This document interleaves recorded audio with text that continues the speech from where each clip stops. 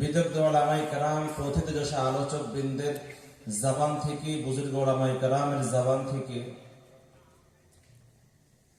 অত্যন্ত মূল্যবান নসিহত আপনারা শুনছিলেন। আমি যতটুকু শেষ দিকে শুনেছি, আমার পূর্বে হযরত মাওলানা কারি রিয়াসুতুল্লাহ এবং তারই পূর্বে হযরত মাওলানা জাইনুল আবেদিন হাফিজাহুল্লাহ অত্যন্ত চমৎকার আলোচনা করছেন, যারা আপনাদের অত্যন্ত প্রাণপ্রিয় আলোচক। আমি গত এক সপ্তাহে আপনাদের এই ওয়েস্ট বেঙ্গলে ঘোরাফেরা করে যতটুকু দেখেছি,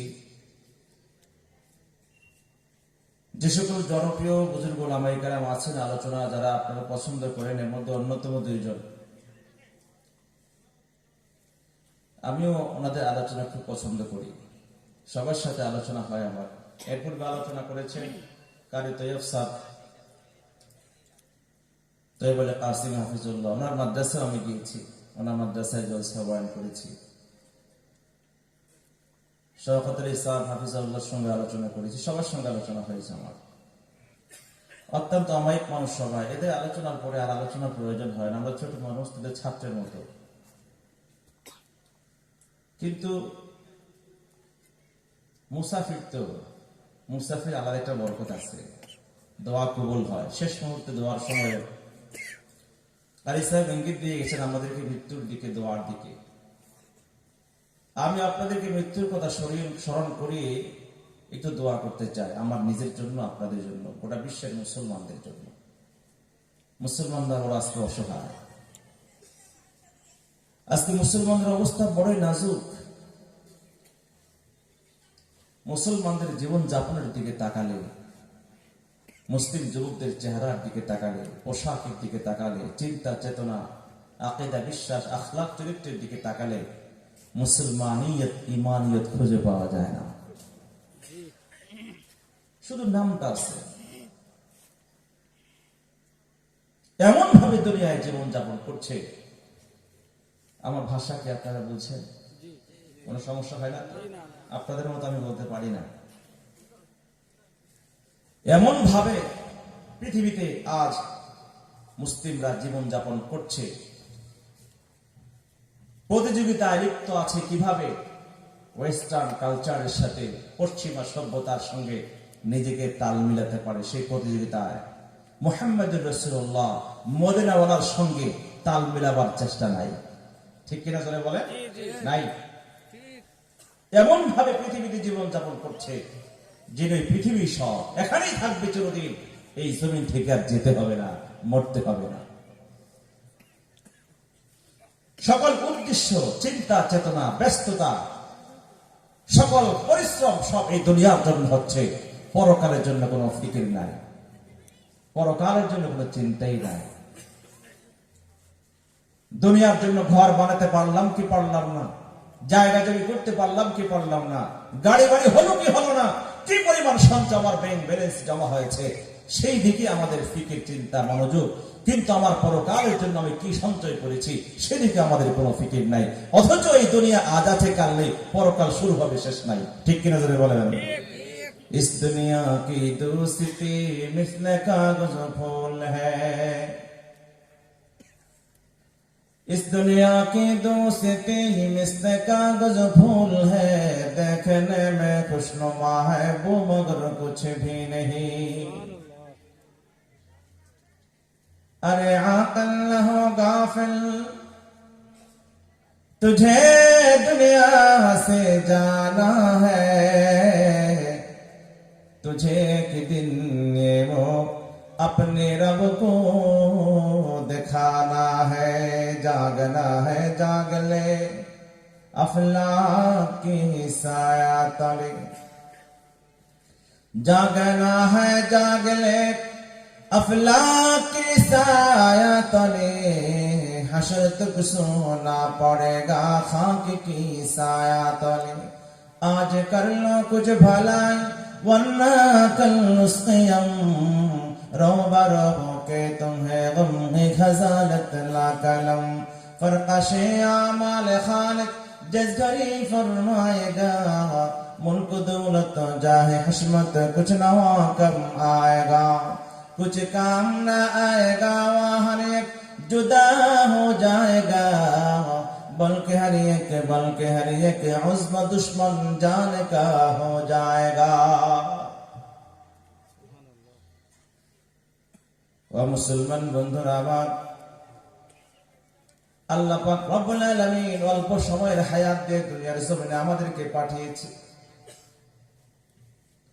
আমাদের পূর্বে আমাদের কাহারো বাবা ছিল, আজকে বাবা নাই, দাদা ছিল, দাদা দুনিয়ার জমিনে আজকে বেঁচে নাই। কত আপনজন প্রিয়জন বন্ধু বান্ধব দুনিয়ার জমিনে একসাথে খেলাধুলা করেছি, ঘোরাফেরা করেছি, কিন্তু আজকে তারা দুনিয়ার জমিনে নাই। আমাকে ইঙ্গিত করে যায়, বন্ধুরে তুমিও এই দুনিয়ার জমিনে থাকতে পারবা না, তুমিও থাকতে পারবা না, চলে যেতে হবে। এই পৃথিবীতে কেউ থাকে না, যত বড় শক্তিমান হোক না কেন, যত বড় সম্পদশালী পাওয়ারফুল ব্যক্তিত্ব হোক না কেন, যত বড় পাহলোয়ান হোক না কেন, যত বড় ক্ষমতাধর হোক না কেন, বিশ্ব পরাশক্তি হোক না কেন, পৃথিবীতে আদৌ কেউ টিকতে পারেনি, টিকবে না, কিয়ামত পর্যন্ত কেউ থাকতে পারবে না, সবার যেতে হবে। ঠিকানা একটাই, আমার কবর। ঠিক কিনা জোরে বলেন? সে কবরের জায়গা কি ঠিক করেছি? কোথায় আমার কবর হবে, কি নিয়ে যাব কবরে? এই কবরের মাটি ঠিক করো, কবরে যাওয়ার প্রস্তুতি গ্রহণ করো। কবরে কি করে থাকবে? পৃথিবীতে এই শীতের রজনীতে ঠান্ডা থেকে বাঁচার জন্য শীতের অনেক কাপড় পরে করি, কিন্তু কবরের ভিতরে অন্ধকার, কবরে না কোনো আলো আছে, না কোনো বিছানা আছে, না কোনো ল্যাপ কম্বল তোষক আছে, না কোনো গরম কাপড় আছে। কিভাবে সেখানে থাকবো? সেই প্রস্তুতি আমাদের আছে? গোরস্থানে একটু মাটি বায়না করে রাখে রে, গোরস্থানে একটু মাটি বায়না করে রাখ, গোরস্থানে একটু মাটি বায়না করে রাখ রে, গোরস্থানে একটু মাটি বায়না করে রাখ। আতর গোলাপ সুরমা চন্দন কাফন নামের দেহ বন্ধন, আতর গোলাপ সুরমা চন্দন কাফন নামের দেহ বন্ধন, আলমারিতে রাখে রে তুলে একটি কোরআন পাক রে, এখনই তোর আসতে পারে চলে যাওয়ার ডাক রে, এখনই তোর আসতে পারে চলে যাওয়ার ডাক।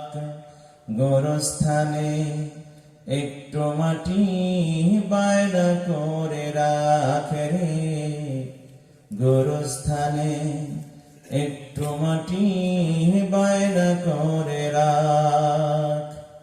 ভালো মন্দ শত্রু মিত্র কেউ বা যদি রয়, যাওয়ার আগে সবার সাথে দেখা যেন হয় রে, দেখা যেন হয়।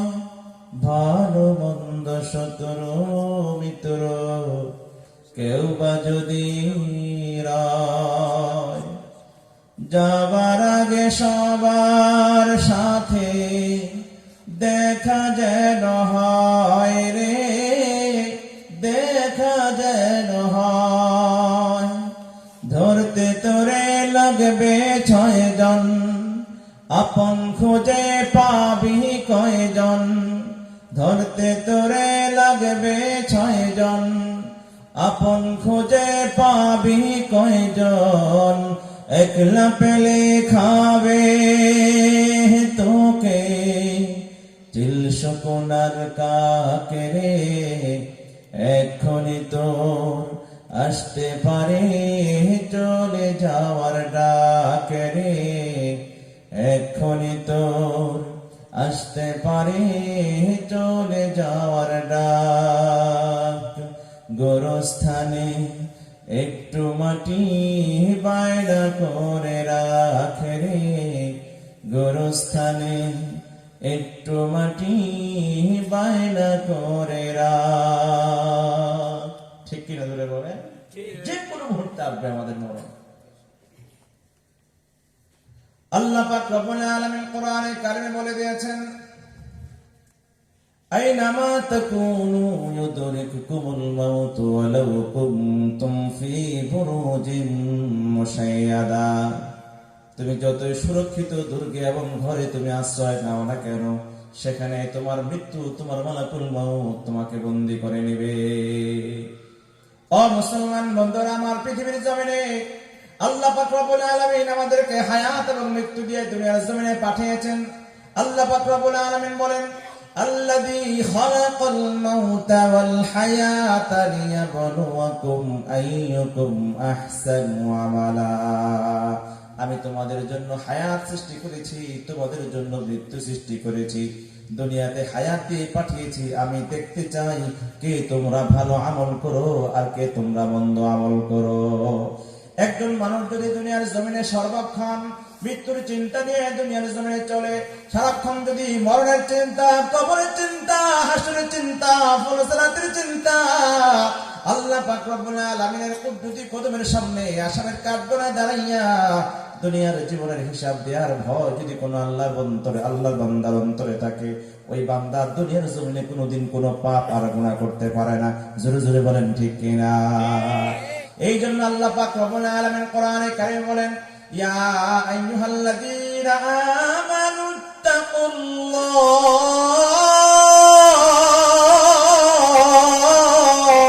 হে ঈমানদারগণ আল্লাহ তাআলাকে ভয় করো। কাকে ভয় করতে হবে জোরে বলেন? আল্লাহ পাক রব্বুল আলামিনকে ভয় করো। আল্লাহ পাককে যদি কোনো ব্যক্তি ভয় করে, সে তো মরণের চিন্তা করবে। আল্লাহ তাআলা তারপরে বলেন, ওয়াল তানজুরু নাফসুম মা কদ্দামাত লিগাদ, প্রত্যেকটা মানুষ যেন চিন্তা করে মৃত্যুর পরবর্তী জীবনের জন্য তোমরা কি সংগ্রহ করেছো। ও মুসলমান বন্ধুরা আমার, যুবক ভাইয়েরা আমার, বৃদ্ধ বাবাজিরা, ও পর্দার মা, আমরা দুনিয়ার জমিনে বাড়ি বানাইলাম, ঘর বানাইলাম, জায়গা জমি সম্পদ কত কিছু তো বানাইলাম, কিন্তু একটাবার কি চিন্তা করেছি আমি আমার কবরের জন্য কি করলাম, মৃত্যু পরবর্তী জীবনের জন্য কি সঞ্চয় করলাম? আল্লাহ পাক রব্বুল আলামিন আয়াতে কারিমায় বললেন, ওয়াল তানজুর নাফসুম মা কদ্দামাত লিগাদ, আগামীকালকের জন্য তোমরা কি সঞ্চয় করেছো। আগামীকাল শব্দ উল্লেখ করে আল্লাহ তাআলা এখানে মৃত্যুর পরবর্তী জীবন, পরকালকে বুঝিয়েছেন। কারণ কি? আল্লাহ আখিরাত বলতে পারতেন, বাদাল মউত বলতে পারতেন, কবর বলতে পারতেন, হাসর ফুলসিরাত বলতে পারতেন, কিন্তু গাদান শব্দ উল্লেখ করলেন কেন? মুফাসসিরগণ এর অনেকগুলো কারণ লিখেছেন। দুইটা কারণ আমি বলবো। এক নাম্বার হলো, আজকের পরে আগামীকাল যেমন সুনিশ্চিত আমাদের সামনে আসছে, এতে কোনো সন্দেহ আছে যদি বলেন? আগামীকাল আসবে, এতে কোনো সন্দেহ আছে নাকি? আগামীকাল আমাদের সামনে আসবে, এতে যেমন কোনো সন্দেহ নাই। একজন মানুষের, প্রত্যেকটা মানুষের জীবনে মৃত্যু পরবর্তী জীবন, পরকাল আসবে, এতেও কোনো সন্দেহ নাই। দুই নাম্বার হলো, আজকের পর আগামীকাল যেমন আসবে নিশ্চিত, তবে খুবই তাড়াতাড়ি, দ্রুত, বেশি সময় লাগবে না। 12টার পরেই কিন্তু আগামীকাল শুরু হয়ে যায়। আর চাঁদের হিসাবে সূর্যোদয়ের পর আগামীকাল শুরু হয়ে যায়। তদ্রুপভাবে সুবহে সাদিকের পরে আগামীকাল শুরু হয়ে যাবে। আল্লাহ পাক রব্বুল আলামিন বুঝাইলেন, আজকের পরে আগামীকাল আসতে যেমন বেশি দূরে না। হে মুসলমান বন্ধুরা আমার, আপনার জীবনে মৃত্যু পরবর্তী জীবন, পরকাল দূরে না। যে কোনো মুহূর্তে আমাদের মৃত্যুর পরবর্তী জীবন শুরু হয়ে যাবে। আমাদের কবর চলে আসবে, আমাদের সামনে মৃত্যু চলে আসবে, আমাদের হাসর আমাদের সামনে দাঁড়ায় যাবে, আমাদের সামনে কিয়ামত সংঘটিত হয়ে যাবে। প্রত্যেকটা মানুষ যখন তার মরণ হয়, তখন থেকে তার কিয়ামত শুরু হয়ে যায়। তাহলে নিশ্চিত বোঝা গেল আমাদের মরণ আছে, কিন্তু এই মরণটা কোন সময় হবে আমরা তা জানি না। এতটুকু জানি নিশ্চিত আমাদের সামনে যে কোনো মুহূর্তে মরণ হবে, কিন্তু কোন জায়গায় হবে, কোন সময় হবে, এতটুকু আমরা জানি না। আল্লাহ পাক রব্বুল আলামিন কোরআনে কারিমে বলেন, ওয়ামা তাদরি নাফসুম বিআইয়ি আরদিন তামুত, পৃথিবীর কোন মানুষ জানে না কোন জায়গায় তার মরণ হবে। জায়গা আল্লাহ পাক নির্ধারণ করছেন, সময় নির্ধারণ করছেন। সময়ও কোনো পরিবর্তন হবে না, জায়গারও পরিবর্তন হবে না। অন্য এক আয়াতে কারিমে আল্লাহ পাক রব্বুল আলামিন বলেন, فَإِذَا جَاءَ أَجَلُهُمْ لَا يَسْتَأْخِرُونَ سَاعَةً وَلَا يَسْتَقْدِمُونَ।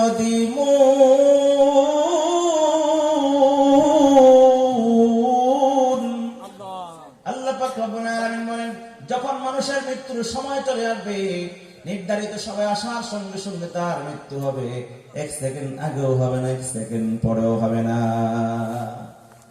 পয়গম্বর সুলাইমান আলাইহিস সালাতুস সালামের নাম শুনেছেন কিনা? আল্লাহর পয়গম্বর হযরত সুলাইমান আলাইহিস সালাতুস সালাম গোটা পৃথিবীর বাদশা, গোটা পৃথিবী রাজত্ব করেছেন পয়গম্বর। শুধু মানুষের উপরে নয়, মানুষ, জিন জাতি, পশু পাখি, জীবজন্তু, যত প্রাণী আছে পৃথিবীর সকল প্রাণীর উপরে রাজত্ব করেছেন পয়গম্বর সুলাইমান। গোটা পৃথিবী রাজত্ব করেছেন মাত্র 4 জন মানুষ। এর মধ্যে 2 জন হলো মুসলমান আর 2 জন হলো কাফের। কাফের 2 জন হলো, একজন হলো বখতনাসর, আরেকজন নমরুদ। মুসলিম 2 জন, যুলকারনাইন, আরেকজন হলো পয়গম্বর সুলাইমান আলাইহিস সালাতুস সালাম। রাজ দরবারে সিংহাসনে বসা, পাশে একজন মন্ত্রী তার বন্ধু বসা। ওই মুহূর্তে রাজ দরবারের মধ্যে একজন আগন্তুক প্রবেশ করলো। প্রবেশ করেই পয়গম্বর সুলাইমানের পাশের লোকটির দিকে বড় বড় চোখ করে তাকায়, প্রখর দৃষ্টিতে, ভয়ঙ্কর দৃষ্টিতে।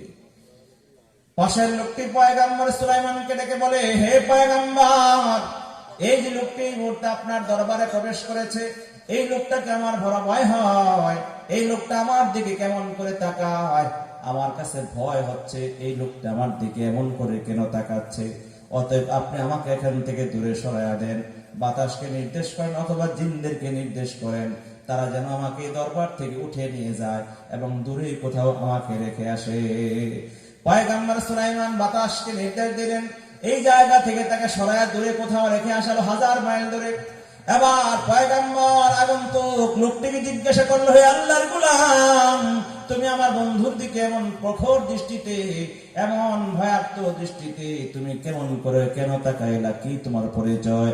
আগন্তুক লোকটি বলে, পয়গম্বর, আপনি যদি আমাকে দেখতে মানুষ মনে করেছেন, আমি আসলে মানুষ নই। আমি হলাম মানুষ রূপী মালাকুল মাউত, মৃত্যুর দূত ফেরেশতা। আমি হলাম মানুষ রূপী ফেরেশতা, মৃত্যুর দূত মালাকুল মাউত। বলে, তুমি আমার বন্ধুর দিকে এমন প্রখর দৃষ্টিতে কেন তাকিয়েছো? আগন্তুক মালাকুল মাউত বলল, হে পয়গম্বর, এই মুহূর্তে আমার সামনে যে সকল মানুষের মৃত্যুর তালিকা আল্লাহ তাআলা আমাকে দিয়েছে, এর মধ্যে সবার উপরে যে নামটা, সে হলো আপনার পাশে বসা লোকটি। কিন্তু আমি তাকে দেখে অবাক হয়ে গেলাম। আমি খাতার দিকে তাকালাম, তাকে দেখলাম এই মুহূর্তে তার মরণ হবে, সময় ঠিক আছে, কিন্তু জায়গার সঙ্গে কোনো মিল পাওয়া যায় না। আল্লাহ তাআলা প্রত্যেকটা মানুষের মৃত্যু সময়ের সঙ্গে সেই জায়গাটাও নির্ধারণ করে দিয়ে রাখে, কোন জায়গায় তার মরণ হবে।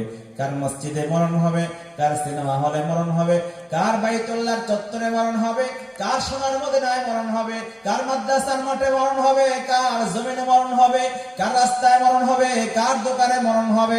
প্রত্যেকটা মানুষের জায়গা, মৃত্যুর জায়গা নির্ধারণ করে দেন কে?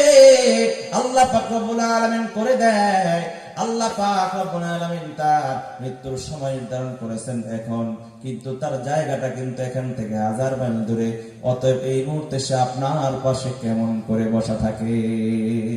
সুবহানাল্লাহ বিহামদি।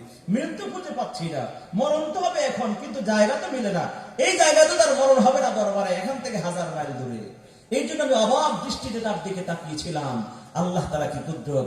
এই দৃষ্টিতেই তার অন্তর আল্লাহ পাক ভয় তৈরি করে দিলেন। সেই ভয়ে সে নিজে আবেদন করলো, আমাকে এখান থেকে সরাই দেন। মুহূর্তের মধ্যে বাতাসের মাধ্যমে অথবা জিনদের মাধ্যমে তাকে এখান থেকে সরিয়ে তার নির্ধারিত মৃত্যুর জায়গায় পৌঁছে আল্লাহ পাক রব্বুল আলামিন তার মৃত্যু কার্যকর করলেন। আমি এই মৃত্যু কার্যকর করে এই মুহূর্তে আপনার সাথে কথা বলছি। সুবহানাল্লাহ বিহামদি। তাহলে মানুষের মৃত্যুর জায়গারও কি হবে না? পরিবর্তন হবে না, সময়েরও পরিবর্তন হবে না। সাদ্দাদের নাম শুনেছেন? সাদ্দাদ আল্লাহর বড় নাফরমান গোলাম ছিল। আল্লাহ পাক রব্বুল আলামিন নানা নিয়ামতের মাধ্যমে সাদ্দাতকে দুনিয়ার জমিনে লালন পালন করেছে, কিন্তু সাদ্দাত আল্লাহর সঙ্গে বেঈমানি করেছে, আল্লাহ পাকের অবাধ্য আচরণ করেছে। এমন কোন পাপ নাই দুনিয়ার জমিনে করে নাই, এমন কোন অন্যায় নাই যা সে দুনিয়ার জমিনে করে নাই।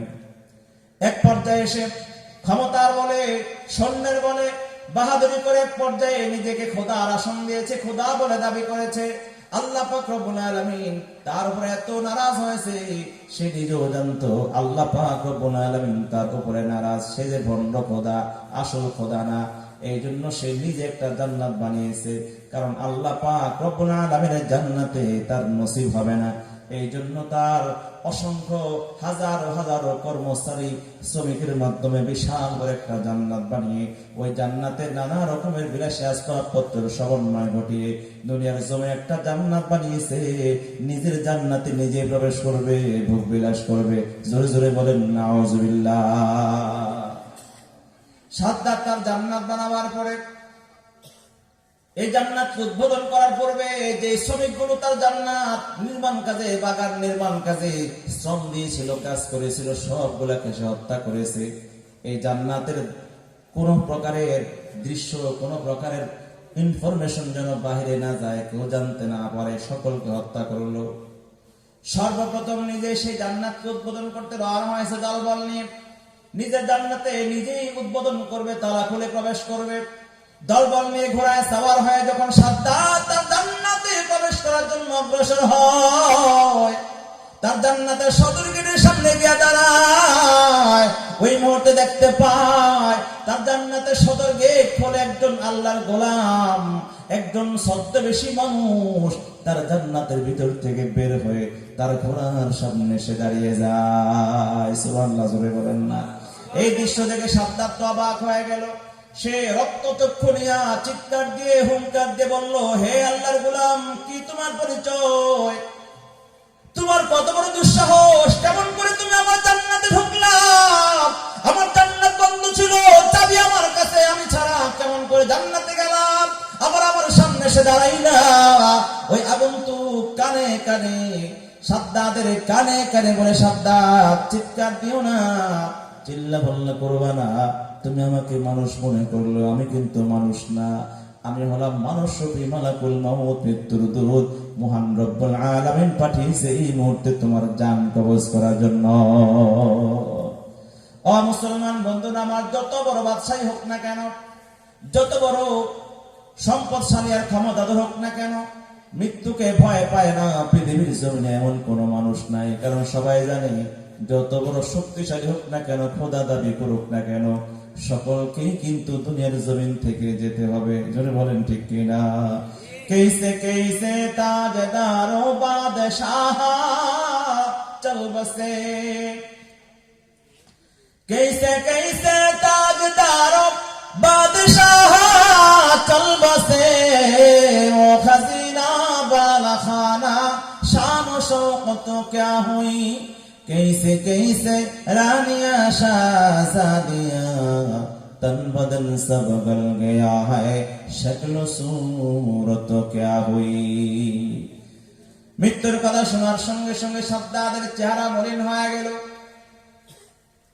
সাদ্দাতের মনে মৃত্যুর ভয়, দম্ভ করে অহংকারে যে সাদ্দাত যখন জান্নাত উদ্বোধন করার জন্য রওনা হয়, ওই সাদ্দাতের পায়ের নিচে মাটি নাই, ওই সাদ্দাতের পা কাঁপতেছে, ওই সাদ্দাতের বুক ধরপড় করতেছে। সাদ্দাত টপ টপ করে চোখের পানি ছেড়ে দিয়ে মালাকুল মউতকে বলে, হে মালাকুল মউত, তোমার কাছে একটাই মাত্র আরজি।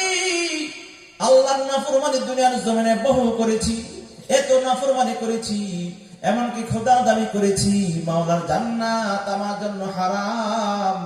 হে সাদ্দাত, হে মালাকুল মউত, অতএব মৃত্যুর পরে জাহান্নামের আগুন ছাড়া আমার নসিবার কিছুই জুটবে না। অতএব আল্লাহর জান্নাতে যেহেতু যেতে পারবো না, নিজে একটা জান্নাত বানিয়েছি, একটা মিনিট সময় দাও, একবারের জন্য সুযোগ দাও, আমি আমার নিজের জান্নাতটা এক নজর দেখবো, আবার বের হয়ে চলে আসবো, তারপরে জানটা কবজ করবা। মালাকুল মউত বলে, হে সাদ্দাত, না, মালিকের করা নির্দেশ, আল্লাহ পাক রব্বুল আলামিনের করা নির্দেশ। فَإِذَا جَاءَ أَجَلُهُمْ لَا يَسْتَأْخِرُونَ سَاعَةً وَلَا يَسْتَقْدِمُونَ।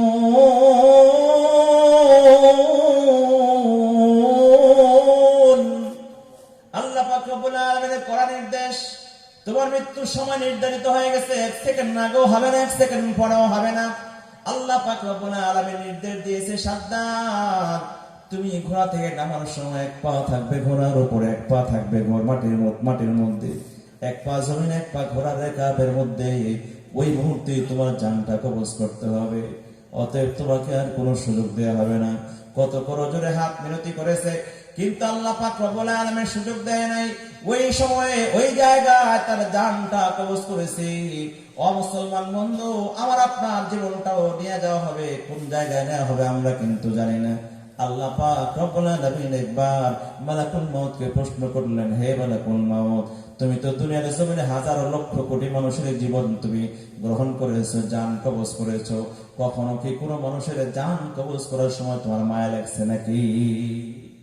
কখনোই তোমার মায়া লাগছে না কারো জান নেওয়ার সময়?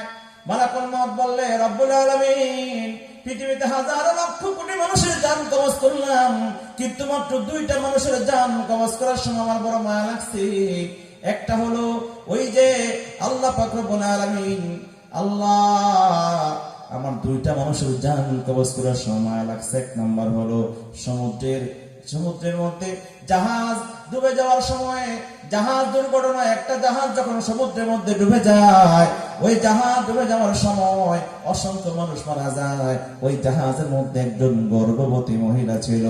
জাহাজ ডুবে যাওয়ার পরে গর্ভবতী মহিলাটি একটি কাঠের টুকরাকে অবলম্বন করে সমুদ্রের মধ্যে আত্মরক্ষা করে, আর ওই অবস্থায় ওই কাঠের খণ্ডের উপরে সমুদ্রের মধ্যে ভাসমান অবস্থায়, সিক্ত কাপড় অবস্থায়, এই ঠান্ডার ভিতরে সমুদ্রের উপরে ওই গর্ভবতী মহিলার প্রসব বেদনা শুরু হয়।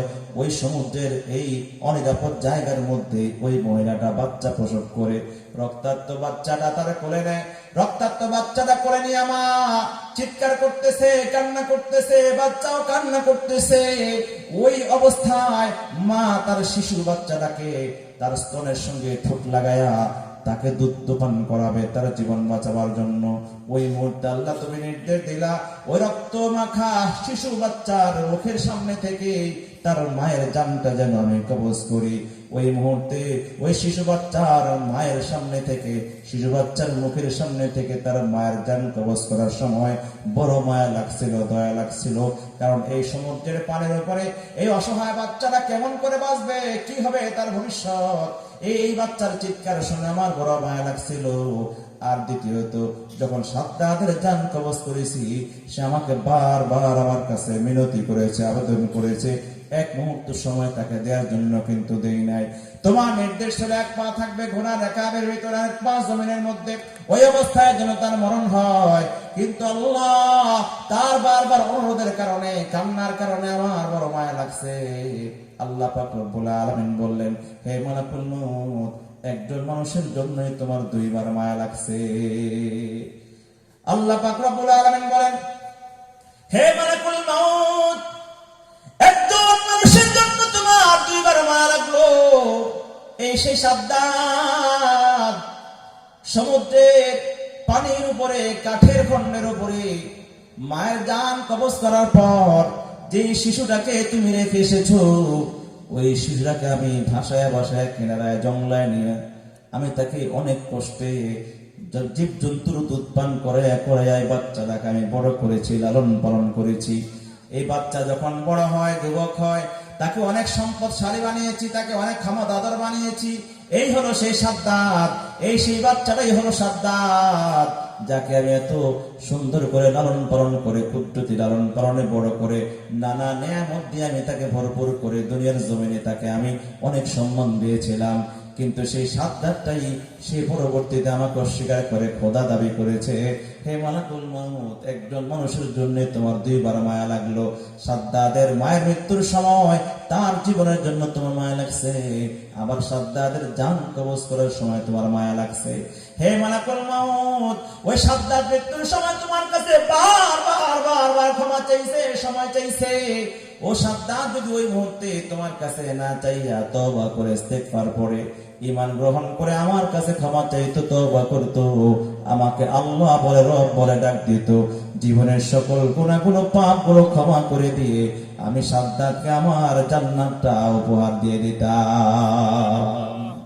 ও মুসলমান বন্ধুরা আমার, বুঝাতে চাইলাম হল মানুষের মরণের জায়গাও নির্ধারিত, মৃত্যুর সময় নির্ধারিত, বাড়িয়ে দেওয়া হবে না। ইমাম মালিক রাহমাতুল্লাহি আলাইহি 4 মাযহাবের প্রসিদ্ধ একজন ইমাম, আমরা সবাই তার নাম জানি। মদিনার মধ্যে মসজিদ নববীর মধ্যে হাদিস পড়াইতেন, গোটা জিন্দেগি হাদিসের খেদমতে, হাদিসের দর্শের মধ্যে কাটায় দিলেন। সেই হাদিসের দর্শের নিজাম এখনো পর্যন্ত মদিনার মধ্যে আছে। মদিনার বিভিন্ন জায়গায় মসজিদ নববীর মধ্যে অনেক বড় বড় মুহাদ্দিসগণ হাদিস পড়ায়। পৃথিবীর বিভিন্ন রাষ্ট্র থেকে যাওয়া অনেক তালিবুল ইলম ওলামায়ে কেরাম সেই হাদিসের দর্শে বসেন।